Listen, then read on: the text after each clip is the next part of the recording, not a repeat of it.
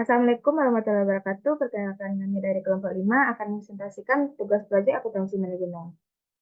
Sebelum itu, kami akan memperkenalkan anggota kelompok kami. Pertama, saya Farah Laila Rinjani, NIM 22059013. Saya Audea Regita Cahyani dengan NIM 22059007. Dan saya Wulandari dengan NIM 22059117. Langsung saja masuk kepada presentasi pertama, yaitu informasi usaha yang akan dijelaskan oleh Audea. Baiklah, di sini saya akan menjelaskan mengenai informasi usaha. Yang dimana profil usaha yang kami pilih yaitu SF Bakery. Yang dimana nama pelaku usahanya yaitu Ibu Mulyani, jenis usahanya roti dan kue, dan jumlah tenaga kerjanya itu 5 orang. Alamat tempat usaha yaitu Jalan Simpang Maut, RT 001, RW 003, Kelurahan Bungo Pasang, Kecamatan Kota Tangah, Kota Padang. Yang dimana legalitas usahanya itu NIB. Dan selanjutnya saya akan menjelaskan mengenai konsep variabel costing. Variabel costing yang merupakan metode penentuan harga pokok yang dimana produksi yang hanya memperhitungkan biaya produksi yang berperilaku variabel ke dalam harga pokok produksi. Metode ini hanya memasukkan biaya bahan baku, biaya tenaga kerja langsung, dan biaya overhead pabrik. Variabel ke dalam harga pokok produksi. Terus di sini juga kelebihan variabel costing. Yang pertama yaitu mengoptimalkan penggunaan biaya variabel. Metode variabel costing memungkinkan perusahaan untuk memantau biaya produksi secara lebih akurat dan untuk mengoptimalkan biaya produksi yang bersifat variabel. Yang kedua yaitu menghemat biaya, yang dimana dengan hanya membebankan biaya produksi variabel, metode variabel costing dapat membantu perusahaan dalam menghemat biaya produksi, tetap yang tidak terkait dengan volume produksi.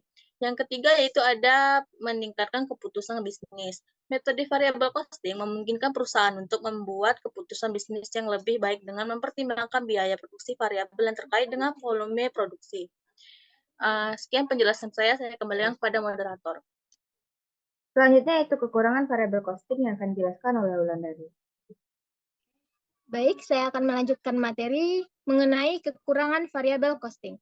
Ada 3 kekurangan pada variabel costing. Yang pertama, tidak memperhitungkan biaya produksi tetap. Metode variabel costing tidak memperhitungkan biaya produksi yang tetap yang dapat menjadi biaya yang signifikan untuk perusahaan. Yang kedua, tidak sesuai untuk perusahaan yang beroperasi dalam jangka panjang. Metode variabel costing tidak sesuai untuk perusahaan yang pabrik tetap yang tidak dihitung dalam metode ini dapat menjadi biaya yang signifikan dalam jangka panjang. Yang ketiga, tidak sesuai untuk perusahaan yang beroperasi dalam jangka pendek karena biaya overhead pabrik tetap yang tidak dihitung dalam metode ini dapat menjadi biaya yang signifikan dalam jangka pendek.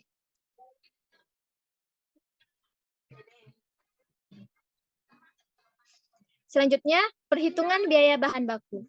Pada usaha yang kami pilih, yaitu ada beberapa bahan baku. Yang pertama, tepung, seharga 230.000 per karung, yang mana kuantitas per bulannya sebesar 48 karung, dan biaya bahan baku per bulannya sebesar 11.040.000 rupiah.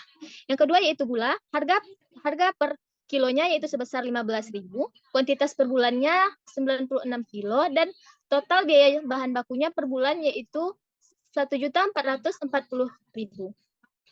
Dan yang ketiga yaitu mentega sebesar 20.000 per kilo dan kuantitas per bulannya 96 kilo dan total biaya bahan baku per bulannya yaitu sebesar 1.920.000 rupiah.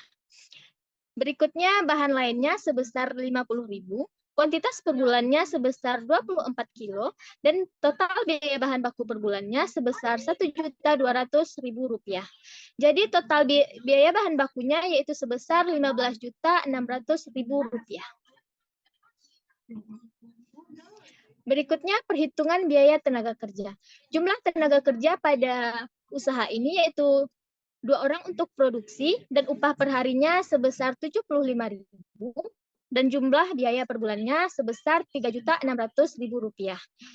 Untuk 1 orang untuk mengoven gaji upah per harinya yaitu sebesar 75.000 rupiah dan jumlah biaya per bulannya sebesar 1.800.000 rupiah.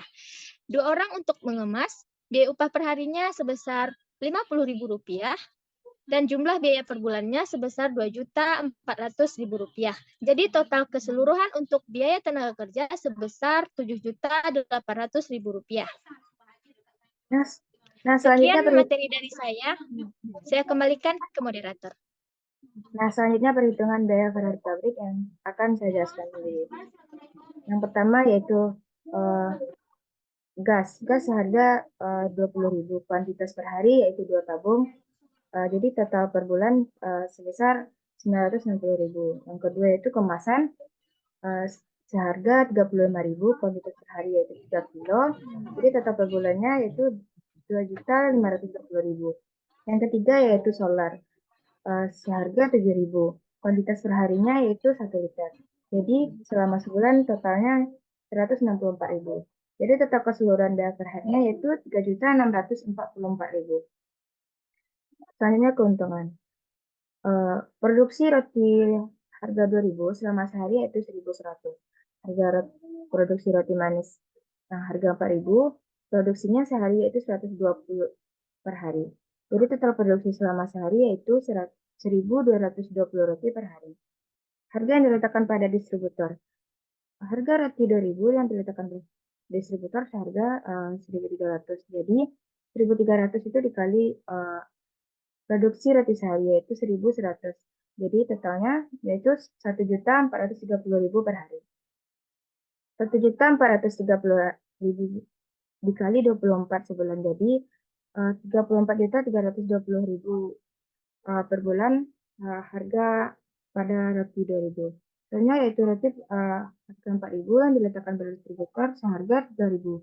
Jadi 3.000 dikali 120 itu produksinya selama sehari. Totalnya jadi 360.000 roti per hari. 36.000 per hari. 160.000 per hari. Jadi 360.000 dikali 24 itu per sebulan. Totalnya yaitu 8.640.000 per bulan. Pendapatan penjualan yaitu pendapatannya sebesar 34.320.000 per bulan ditambah dengan 8.640.000 per bulan. Jadi total pendapatannya sebesar 42.960.000. Laba. Laba itu didapat dari pendapatan penjualan dikurang dari total biaya produksi, yaitu total biaya bahan baku, biaya tenaga kerja, dan biaya overhead. Jadi labanya sebesar 15.916.000 per bulan. Sekian presentasi dari kelompok saya. Mohon maaf apabila ada kesalahan. Assalamualaikum warahmatullahi wabarakatuh.